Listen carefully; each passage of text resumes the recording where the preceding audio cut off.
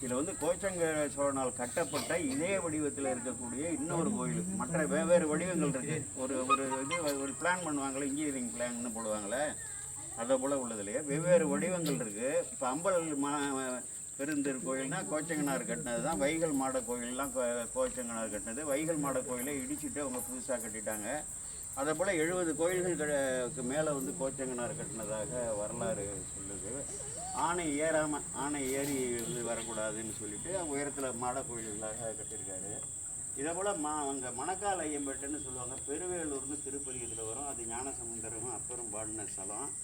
அது இதே போல் இதே அளவுக்கு இதே போல் இருக்கும். இதில் என்னென்னா, நம்ம அந்த சாமியை சுற்றி வரும்போது கூரை இல்லாமல் இருக்குல்ல, அதில் வந்து ஒரு கூரை போட்டிருப்பாங்க. அதுதான் இதுக்கும் அதுக்கும் வித்தியாசம். வேறு எந்த வேறுபாடும் இல்லை இந்த கோயில். கோச்சங்கனான்னு சொன்னாலே நமக்கு வந்து 4ஆம் நூற்றாண்டு 3ஆம் நூற்றாண்டு 4ஆம் நூற்றாண்டு முற்கால சோழர்களில் வந்து அவர்கள் வந்து வகுத்து சொல்கிறாங்க.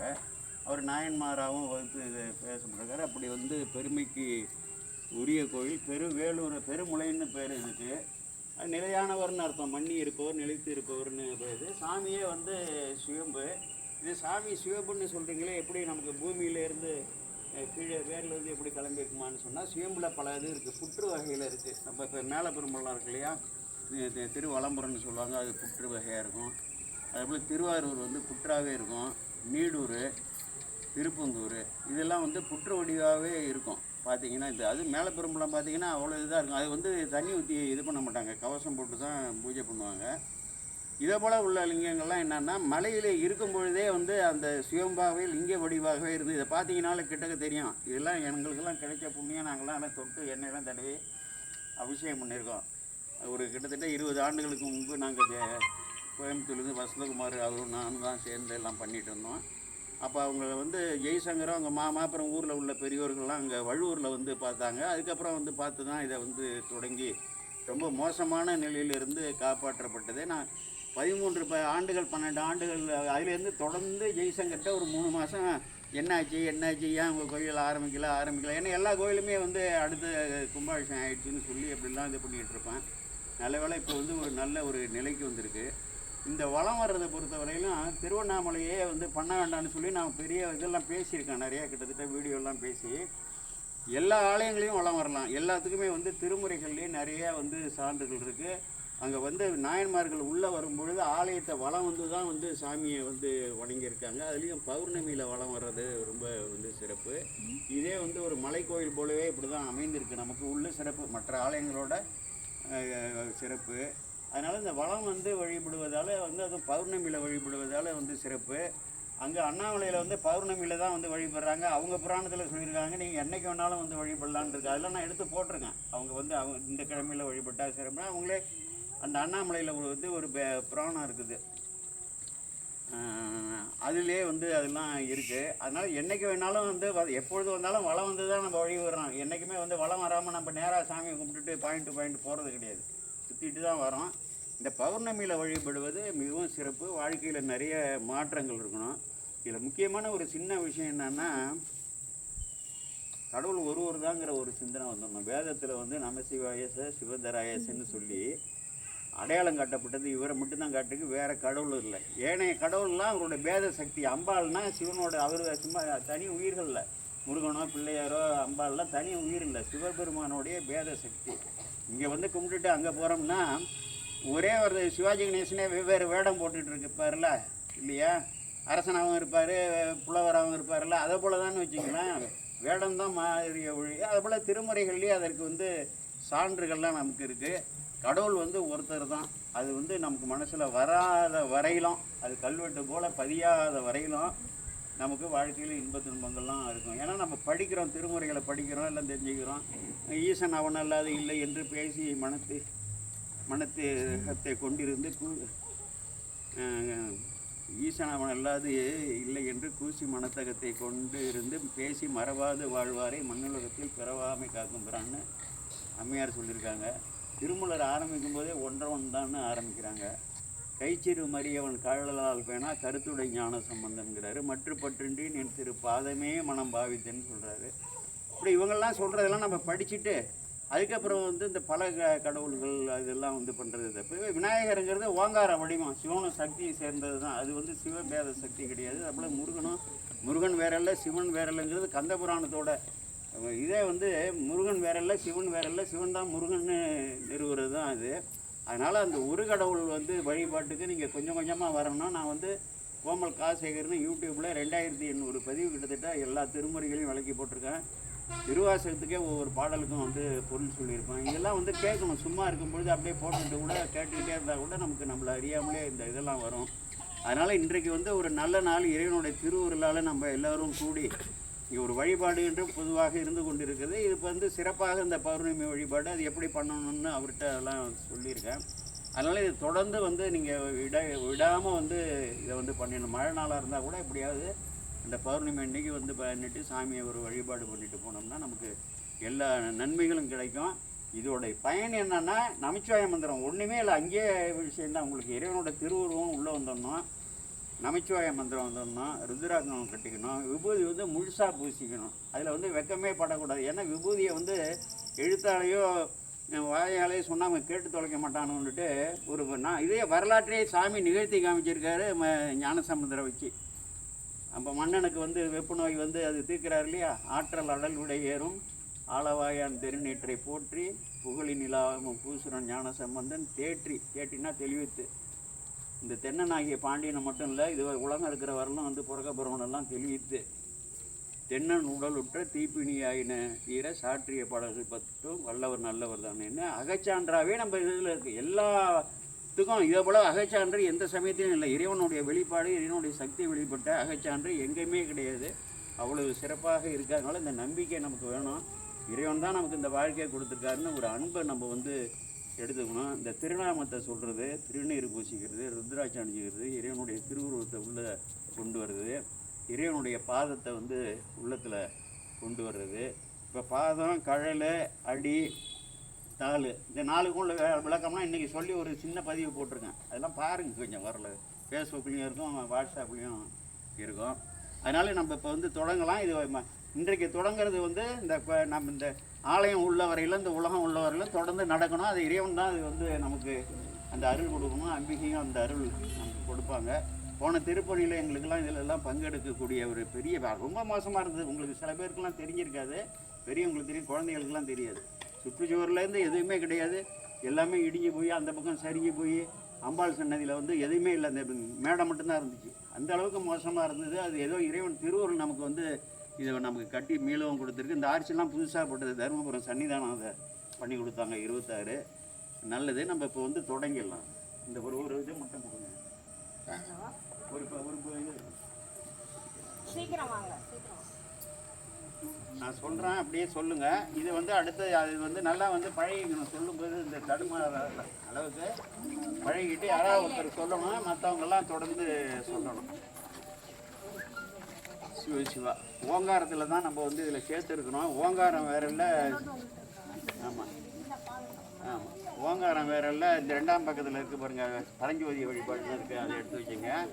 ஓங்காரம் வேற இல்லை, சிவபெருமான் வேற இல்லை, ஓங்காரம் வேற இல்லை, அங்கேயே எடுத்து வேற இல்லை. அதனால ஓங்காரத்துலேருந்து வெற்றி இது எழுதுனதே இருக்கு மேடி. லட்சுமி பதினா எழுதுனது இருக்கும் கார்டு. நான் படிக்கிறேம்மா, திரும்பி எல்லாம் சொல்லுங்கள். இதுதான் நீங்கள் அடுத்த தடவை செய்யணும். ஓம் அடியவருக்கு அருள் ஜோதியே போற்றி, ஓம் அந்தமிழ் ஜோதி போற்றி, ஓம் அந்தமிழ் ஜோதி போற்றி, ஓம் அரவுமிழ் மணிகுள் சோதி போற்றி, ஓம் அரவுமிழ் மணிகள் சோதி போற்றி, ஓம் அருக்கனில் சோதி அமைத்தாய் போற்றி, ஓம் அருக்கனில் ஜோதி அமைத்தாய் போற்றி, ஓம் அருளார் சோதி போற்றி, ஓம் அருளார் ஜோதி போற்றி, ஓம் அன்பரன்றி அரியா சோதி போற்றி, ஓம் அன்பரன்றி அரியா ஜோதி போற்றி, ஓம் ஆடும் சோதி போற்றி, ஓம் ஆடும் ஜோதி போற்றி, ஓம் ஆனந்தம் ஆக்கும் என் சோதி போற்றி, ஓம் ஆனந்தம் ஆக்கும் என் ஜோதி போற்றி, ஓம் இலங்கு சோதி இறைவனை போற்றி. ஓம் இலங்கு ஜோதி இறைவனை போற்றி. ஓம் இலங்கு சோதி எம்பெருமானை போற்றி. ஓம் இலங்கு ஜோதி எம்பெருமானை போற்றி. ஓம் இளஞாயிற்றின் சோதி அன்னவா போற்றி. ஓம் இளஞாயிற்றின் ஜோதியே அன்னவா போற்றி. ஓம் ஈரும் ஆதியும் ஆகிய சோதியை போற்றி. ஓம் ஈரும் ஆதியும் ஆகிய ஜோதியை போற்றி. ஓம் எரியாய் நிமிர் சோதியனை போற்றி. ஓம் எரியாய் நின்ற ஜோதியை போற்றி. ஓம் எழில்கொள் சோதி எம் ஈசா போற்றி. ஓம் எழில்கள் ஜோதி என் ஈசா போற்றி. ஓம் எழு செஞ்சுடர் சோதி போற்றி. ஓம் எழு செஞ்சுடர் ஜோதி போற்றி. ஓம் என் மனத்துளே எழுகின்ற சோதியை போற்றி. ஓம் என் மனத்துள் எழுகின்ற ஜோதியை போற்றி. ஓம் ஒளிவளர் சோதி எம் ஈசா போற்றி. ஓம் ஒளிவளர் ஜோதி எம் ஈசா போற்றி. ஓம் கடியார் சோதி போற்றி. ஓம் கடியார் ஜோதி போற்றி. ஓம் கதிர்விடு மாமுனி பிறங்கு கனக சோதி போற்றி. ஓம் கதிர்விடு மாசி கனகிரு போற்றி. ஓம் கதிரை மறைத்தன்ன சோதி போற்றி. ஓம் கதிரை மறைத்தன்ன ஜோதி போற்றி. ஓம் காண்டகு சோதி போற்றி. எல்லாம் சொல்லுங்க. ஓம் காண்டகு ஜோதி போற்றி. ஓம் காய்கதிர் சோதியாய் போற்றி. ஓம் காய்கதிர் ஜோதியாய் போற்றி. ஓம் சிற்றனே சிவனே செழும் ஜோதியே போற்றி. ஓம் சிற்றனே சிவனே செழும் ஜோதி போற்றி. சாமி வந்து ஜோதி வடிவா நிலம் முதல் கீழ் அண்டமுறை இருக்கிறதா வந்து பாவிச்சிங்க. நம்ம ஜோதியை பார்த்து தான் இப்போ வந்து இது சொல்கிறோம். இதெல்லாம் எனக்கு தெரியுது நல்லா. ஆமாம். ஓம் சிற்றனே சிவனே செழும் சோதியை போற்றி. ஓம் சிற்றனே சிவனே செழும் ஜோதி போற்றி. சுடர் ஒளியாய் உள்விளங்கு சோதி போற்றி. ஓம் சுடர் ஒளியாய் உள்விளங்கு ஜோதி போற்றி. சுடர் சோதியில் சோதி போற்றி. ஓம் சுடர் ஜோதியில் ஜோதி போற்றி. ஓம் சுடர் போல சோதியனே போற்றி. ஓம் சுடர் போல ஜோதியனே போற்றி. ஓம் சுடர் விடு சோதி எம்பெருமான் போற்றி. ஓம் சுடர்விடு ஜோதி எம்பெருமான் போற்றி. ஓம் சுடரார் அருள் சோதி போற்றி. ஓம் சுடரார் அருள் ஜோதி போற்றி. ஓம் சுடரில் திகழ்கின்ற சோதி போற்றி. ஓம் சுடரில் திகழ்கின்ற ஜோதி போற்றி. ஓம் சுடலை தன்னில் நடமாடும் சோதி போற்றி. ஓம் சுடலை தன்னில் நடமாடும் ஜோதி போற்றி. ஓம் சுண்ண வெந்நீர் அணிந்த சோதியை போற்றி. ஓம் சுண்ண வெந்நீர் அணிந்த ஜோதியை போற்றி. ஓம் சுருதியாருக்கும் சொல்ல வண்ணா சோதி போற்றி. ஓம் சுரியார்க்கும் சொல்ல வண்ணா ஜோதி போற்றி. ஓம் செக்கர்வான் ஒளிமிகு மிக்கு திகழ் சோதி போற்றி. ஓம் சக்கரவான் ஒளி திகழ் மிக்கு திகழ் ஜோதி போற்றி. செஞ்சிடற்கு ஓர் சோதி போற்றி. ஓம் செஞ்சிடற்கோது ஜோதி போற்றி. ஓம் சொல்லக விளக்கது சோதி போற்றி. ஓம் சொல்லக விளக்கது ஜோதி போற்றி. ஓம் சொற்பொருளும் கடந்த சுடர் சோதி போற்றி. ஓம் சொற்பொருளும் கடந்த சுடற்பொருள் போற்றி. ஓம் சொல்லி பரவி தொடர ஒன்னா சோதி போற்றி. ஓம் சோதியின் சுடர் மேனி போற்றி. ஓம் ஜோதியில் சுடர் மேனி போற்றி. ஓம் சோதிக்கு அப்பால் நின்ற சோதியை போற்றி. ஓம் ஜோதிக்கு அப்பால் நின்ற ஜோதி போற்றி. ஓம் சோதியே சுடரே போற்றி. ஓம் ஜோதியே சுடரே போற்றி. ஓம் சோதியே சுடர் போல் ஒளியானே போற்றி. ஓம் ஜோதியே சுடர்போல் ஒளியானை போற்றி. ஓம் சோதியாய் சுடரும் ஆனாய் போற்றி. ஓம் ஜோதியாய் சுடரும் ஆனாய் போற்றி. ஓம் சோதியே சூழொளி விளக்கே போற்றி. ஓம் ஜோதியே சுடரில் சுடரொளி போற்றி. சோதியில் ஓர் சோதி போற்றி. ஓம் ஜோதியில் உள் ஜோதி போற்றி. ஓம் சோதியில் சோதி அம்மானை போற்றி. ஓம் ஜோதியில் ஜோதி அம்மானை போற்றி. ஓம் சோதியில் சோதி வைத்த சோதியை போற்றி. ஓம் ஜோதியில் ஜோதி வைத்த ஜோதியை போற்றி. சோதியாய்த்து ஒன்றும் குருவமே போற்றி. ஓம் ஜோதி ஐக்கியம் ஒன்றும் குருவர்களே போற்றி. சோதியாய் நிறைந்த சோதியை போற்றி. ஓம் ஜோதியாய் நிறைந்த ஜோதியை போற்றி. ஓம் சோதியாய் நின்ற எந்தை போற்றி. ஓம் ஜோதியாய் நின்ற எந்தை போற்றி. ஓம் சோதி மணிமுடி போற்றி. ஓம் ஜோதி மணிமுடி போற்றி. வந்து நம்ம ஜோதின்னே சொல்லலாம். வடமொழி வந்து நமக்கு அந்நிய மொழி கிடையாது. நம்ம மொழி தான் அது. அது வந்து கலந்த மொழி. அந்த காலத்தில் அதெல்லாம் வேறுபாடே பார்க்கல. எல்லாருமே வந்து தாய்மானவரோ குமரகுருபுரோ அருணகிரிநாதரோ இருக்குது. திருப்பூரில் எவ்வளோ இருக்குது. சாமி முருகன் தானே அடியெடுத்து கொண்டிருக்காரு. அதுலேயே அவளுக்கு வந்து சான்ஸ்கிரிட் வேர்டு இருக்குது. எல்லாமே உண்டு. அதனால் ஜோதினே படிக்கலாம். இன்னும் நல்லா இருக்கு பாருங்க.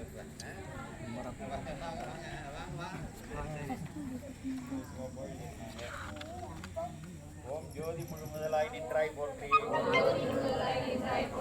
ஓம் ஜோதியா வேத கீதா போற்றி. ஓம் தங்குளவு ஜோதி தனி உருவம் போற்றி. ஓம் தயங்கு ஜோதி சாமவேதா போற்றி. ஓம் திருவையாறு அகலாத செம்பர் ஜோதி போற்றி. ஓம் துஞ்சும் போதும் சுடர்விடு ஜோதியே போற்றி. ஓம் துன்மன என் உளம் மன்னிய ஜோதி போற்றி. ஓம் துன்ப தொடர் வருத்த ஜோதி போற்றி. ஓம் துண்ணிய ஜோதியாகிய ஈசா போற்றி. ஓம் தூயரி சுடர் சோதியில் சோதியை போற்றி. ஓம் தூண்ட அரிய சுடர் ஜோதியை போற்றி ஜோதி போற்றி. ஓம் தூண்டாமை சுடர் விடுநல் ஜோதி போற்றி. தூண்டா விளக்கினர் ஜோதி போற்றி. ஓம் தூண்டு சுடரணைய ஜோதி போற்றி. ஓம் தூயமேனி சுடர்விடு ஜோதி போற்றி. ஓம் தூமணி ஜோதியை போற்றி. ஓம் தூமலர் சேவடி இணை எம் ஜோதி போற்றி. ஓம் தூ வெள்ளை நீரணி ஜோதி போற்றி. ஓம் திகழும் ஜோதி திருமணியை போற்றி. ஓம் தெரிவரிய திகழ் ஜோதி போற்றி. ஓம் தொக்க விடை உடை ஜோதி போற்றி. ஓம் தொடர்ந்திலங்கு ஜோதி போற்றி. ஓம் தொடர்ந்து ஒளி ஜோதி போற்றி. ஓம் தொண்டர் தமக்கு எளிய ஜோதியை போற்றி. ஓம் தொண்டர் தொழுதேத்தும் ஜோதி போற்றி. ஓம் தொண்டரும் காதல் செய் ஜோதி போற்றி. ஓம் தொழலும் தொல்வினை தீர்க்கின்ற ஜோதி போற்றி. ஓம் தொழுமவர்க்கு அருள் செய் ஜோதி போற்றி. ஓம் தொழுவார் அவர் துயர் தீர்த்திடும் ஜோதி போற்றி. ஓம் தேவர் தொழ நின்ற சுந்தர ஜோதியாய் போற்றி. ஓம் தோன்றிய தூண்டு ஜோதி போற்றி. ஓம் நச்சரவு அறை பெரிய ஜோதி போற்றி. ஓம் நலங்குள் ஜோதி நல்லாரனே போற்றி. ஓம் நிமிர் சோதி அண்ணானே போற்றி. ஓம் நிமிர்ந்த சோதி போற்றி. ஓம் நீடலர் ஜோதி போற்றி. ஓம் பரம்பரம் ஜோதி பரணே போற்றி. ஓம் வேறாத ஜோதி போற்றி. ஓம் பொன்னுருவ ஜோதி போற்றி. ஓம் மதிபோல் அலர்தரு ஜோதி போற்றி. ஓம் மலர்ந்த மலர் சுடரே போற்றி. ஓம் மண்ணு சோதியானே சோதி ஈசனே போற்றி. ஓம் மாமணி சோதியா போற்றி. ஓம் மாசற்ற சோதி போற்றி. ஓம் மாசரு ஜோதியை போற்றி. ஓம் மாமலர் மேய ஜோதி போற்றி. ஓம் விக்குயர் ஜோதி போற்றி. ஓம் மின்னிய உருவாம் ஜோதி போற்றி. ஓம் முத்து மாமணி மூன்று ஜோதி அன்னவா போற்றி. ஓம் முத்தனை முதல் ஜோதியை போற்றி. ஓம் வல்வினை போக்கிடும் ஜோதி போற்றி. ஓம் வைரத்த பவளத்தின் முழு ஜோதி போற்றி. ஓம் வானார் ஜோதி போற்றி. ஓம் விதியாய் சோதி கதியாக நின்ற கடவுள் போற்றி. ஓம் விளக்கின் ஒளி மின்னின் ஒளி முத்தின் ஒளி ஜோதி போற்றி. ஓம் விலங்கொலி ஜோதியை போற்றி. ஓம் வெயிலாய் ஜோதி போற்றி. ஓம் திரு அண்ணாமலை ஜோதியை போற்றி போற்றி. இதை நீங்கள் வந்து வீட்லேயும் வந்து சொல்லலாம். தினம் வந்து விளக்கேற்றி வைக்கும்போது என்ன சும்மா ஒரு 10 நிமிஷம் எப்போ பார்த்தாலும் அந்த இதையே என்னது நம்ம முருகனுக்கு சொல்கிறோம். அதையே வந்து எவ்வளோ காலம் தான் வந்து சொல்லிட்டு இருக்கிறது, சொல்ல தான் வேணும். அதே வந்து இதெல்லாம் வந்து பார்த்தீங்கன்னா எல்லாமே இதில் அடங்கிடுது. இதில் ஜோதி வடிவாக தான் இருக்கார் பெருமான். வந்து அவருக்கு உருவமும் கிடையாது ஒன்றும் கிடையாது, நமக்காக உருவம் எடுத்துகிட்டு வர்றாரு. ஜோதி வடிவாக இருக்காரு. நம்ம உயர்ந்த வழிபாடு வந்து பண்ணுறோம். அதனால் இது வந்து ஒரு 15 நிமிஷம் 10 நிமிஷம் தான் வந்து இது சொல்லி நீங்கள் வந்து இது பண்ணி இதுலேயே நல்லா துயர் தீர்றதெல்லாம் வருது பாருங்க. துயரங்கள்லாம் தீர்க்கும் நல்லதெல்லாம் விளைவிக்குங்கிறதெல்லாம் இங்கே வருது பாருங்க. எல்லாமே இதில் திருமுறையில் உள்ள தொடர ஒழிஞ்சு நம்ம சொந்தமாக எழுதுறது ஒன்றும் கூட கிடையாது. திருமுறை எழுது அப்படியே எடுத்து போட்டு தான் வந்து போட்டுக்கோம். சிவபுராணத்தை சொல்லிகிட்டே கூட்டாக வழிபாடு பண்ணிட்டு வாங்க. திருத்தொன்ற தொகை கண்டிப்பாக எல்லாரும் மனப்பாடமாக இருக்கணும், சுத்தமாக இருக்கணும். ஏன்னா திருத்தொன்ற தொகையில் மட்டும்தான், மீதி எந்த பதியத்திலையும் இல்லை. அன்னவனம் ஆரூரன் அடிமை கேட்டு வைப்பார் ஆரூரில் அம்மானுக்கு அன்பராவாரின்னு. மற்றதெல்லாம் வந்து சிவலோகம் போவீங்க, தேவலோகம் போவீங்க, வானலோகம் போவீங்க, எல்லாமே இருக்கும் அப்படின்னு சொல்லலாம். அதில் மட்டும்தான் இறைவனோட அன்புக்கு ஆளாவது சாதாரண விஷயம் இல்லை. அதோட என்ன கிடைக்க போகுது? நம்ம இறைவனுக்கு அன்போடு இருக்கலாம். அவர் நம்ம மேலே அன்பாக இருக்கணும்னா திருத்தொன்ற தொகையை முழுமையாக வந்து படிக்கணும். அப்புறமா நாயன்மாரை புரிஞ்சுக்கணும். அப்புறம் பெரிய புராணத்தெல்லாம் கற்க வேண்டும். அந்த அளவுக்கு வரணும். இப்போ வந்து நீங்கள் சிவபுராணம் திருத்தொன்ற தொகை மற்ற என்ன அவங்க வந்து வழக்கமாக பாடுவீங்களோ அதை பாடிக்கிட்டே சொல்லிகிட்டே வாங்க. ஒருத்தர் சொல்லிவிட்டு பின்னால் கூட சொல்லிட்டு வரலாம். அடுத்தது அந்தந்த சன்னதியில் வந்து 8வது சுற்று முடிஞ்சோடனே 9வது சுற்று வரும்போது அந்தந்த சன்னதியில் நின்று அவங்களுக்கு அந்தந்த சாமிக்கு பண்ணிவிட்டு அம்பாளுக்கு பாடிட்டு நேராக சாமிக்கு வந்து பாடிட்டு 9வது சுற்று வந்து ஏதோ பாடிட்டு வந்து சண்டேஸ்வரர்கிட்ட வந்து சண்டேஸ்வரர் துதி சொல்லி அப்படி வந்து நிறைவு செய்யலாம். நல்லது. நீங்கள் என்ன சிவபுராணம் சொல்லி ஆரம்பிச்சுட்டு போங்க.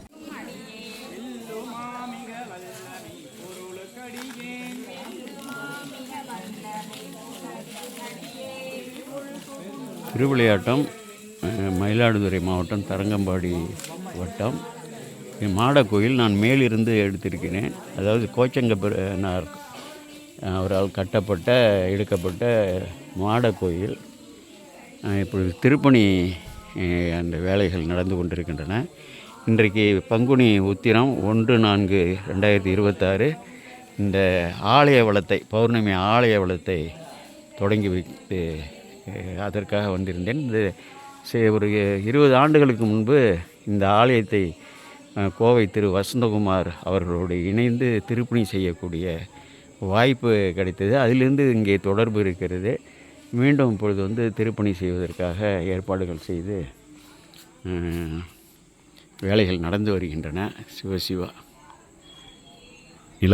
நிலா ஒளி அழகு சிவசிவா சிவாய நம. மயிலாடுதுறை மாவட்டம் தரங்கம்பாடி வட்டம் திருவிளையாட்டம் என்ற ஒரு பெரிய கிராமம். கோச்சங்கச் சோழரால் எடுக்கப்பட்ட ஒரு அற்புதமான ஒரு மாடக்கோயில்.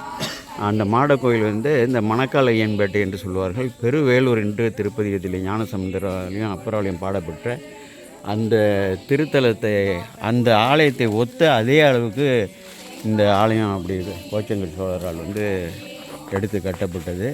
இன்றைக்கு 1/4/26 அதாவது பங்குனி உத்திரம் அன்று இன்றைக்கு இங்கே வந்து பௌர்ணமி கிரிவலம் தொடங்கி வைக்கக்கூடிய வாய்ப்பு என்னை அழைத்திருந்தார்கள். 20 ஆண்டுகளுக்கு முன்பு இந்த ஆலயம் மிகவும் வந்து சிதிலமடைந்து இருந்த நிலையிலே கோவை வசந்தகுமார் அவர்களும் நானும் வந்து இதை வந்து முன்னெடுத்து சென்று திருப்பணி செய்தோம். உள்ளூர் மக்களுடைய ஒத்துழைப்பு, வெளியூர் நண்பர்கள் ஒத்துழைப்போடு திருப்பணி செய்து கும்பாபிஷேகம் செய்தோம். இங்கே இந்த வழிபாட்டு மன்றங்களெல்லாம் அமைத்து சிறப்பாக தொடர்ந்து செய்து வருகிறார்கள். இந்த பௌர்ணமி வழிபாடை தொடங்க வேண்டும் என்று சொல்லி கேட்டுக்கொண்டதால் இன்றைக்கு வந்து தொடங்கி வைக்கப்பட்டது. சிவாய நம. கோமல் சேகர் விடைபெறுகிறேன். வணக்கம். திருவிளையாட்டம் பஞ்சாட்சரம் ஓதிக்கொண்டு வருகிறார்கள். மாடக்கோயில் இது அம்பிகை கோயில் வளாகம். சிவாய நம.